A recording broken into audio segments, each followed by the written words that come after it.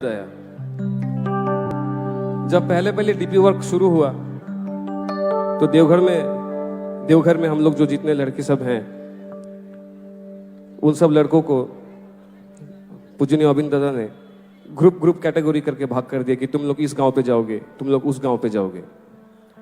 तो ऐसा एक कहानी आया कि एक गांव पे कुछ लड़के गए, वहां पे एक बूढ़ी औरत थी, अकेली बूढ़ी औरत, उसका कोई नहीं है, बहुत दिन पहले दीक्षा लिया हुआ है वो, लेकिन उसके घर पे कोई नहीं है, वो अकेली रहती है। तो जब वो लड़के सब पहुंचे वहां पे, जाके बोले कि हमें आचार्य दादा ने भेजे हैं आपका खबर लेने, आप कैसे हैं, आपका जिंदगी कैसा चल रहा है।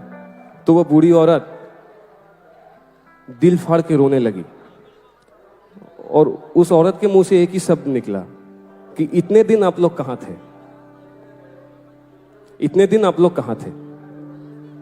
मैं 80 साल का हो चुका हूं, मैं 30 साल से अकेले रह रही हूं, आप लोग कहां थे।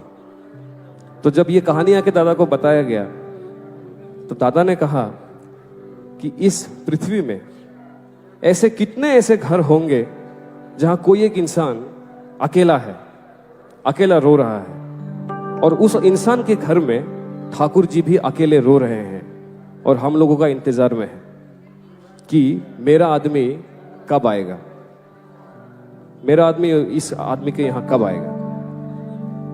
इसी के चलते दादा ने कहा है कि हम लोग जितना हो सके लोगों तक रीच करें, पहुंचे, उनका खबर लें, बस इतना ही तो काम है। और तो कुछ करना नहीं है, कुछ बोलना भी नहीं है, बस निस्वार्थ भाव से पहुंच के बोले कि आप कैसे हैं, आपको कोई असुविधा है, आप ठाकुर जी का दीक्षा लिए थे, आप इस साल पे लिए थे, इससे हमारा पहचान बढ़ा है और कुछ नहीं। बस अब आपको हम पहचानते हैं, इसीलिए आए हैं, आपका खबर लेने आए हैं। और वो एक दिन का कहानी नहीं हो सकता, एक दिन गए मिल लिए चले गए, नहीं, हर दिन जाएंगे, हर दिन नहीं सकते हैं, सप्ताह में एक दिन जाएंगे, बार बार जाएंगे, उनके पास जाएंगे, उनका खबर लेंगे, कुछ मांगेंगे भी नहीं, कुछ बोलेंगे भी नहीं, बस एक ही चीज देंगे, वो है प्यार, प्रेम।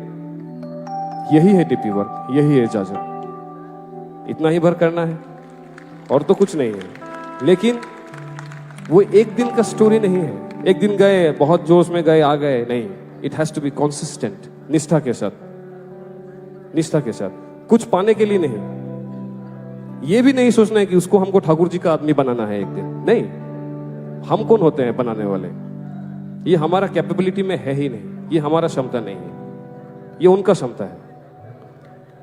हमें तो कर्म करना है, रिजल्ट या कॉन्सिक्वेंसेस ये हमारे हाथ में नहीं है। टारगेट ओरिएंटेड होके अगर जाएंगे कि ये अचीव करना है, फिर तो हम गलत डायरेक्शन पे सोच रहे हैं। हमारा कोई टारगेट नहीं है, हमारा कोई मकसद नहीं है, हमारा मकसद है बस प्यार, काम करना, जाना, दादा ने जो आदेश दिया है उसको पूरा करना। होगा और क्या नहीं होगा और क्या होगा, ये उनके हाथ में है,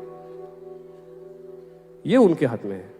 जब होगा तब होगा, नहीं होगा तो नहीं होगा। मेरे 2 पाँव में मेरा कैपेसिटी है, ये 2 पाँव से मैं 20 किलोमीटर से ज्यादा नहीं दौड़ सकता, तो मैं 40 का कैसे सोचूं। मैं 20 दौड़ूंगा, लेकिन हर दिन दौड़ूंगा।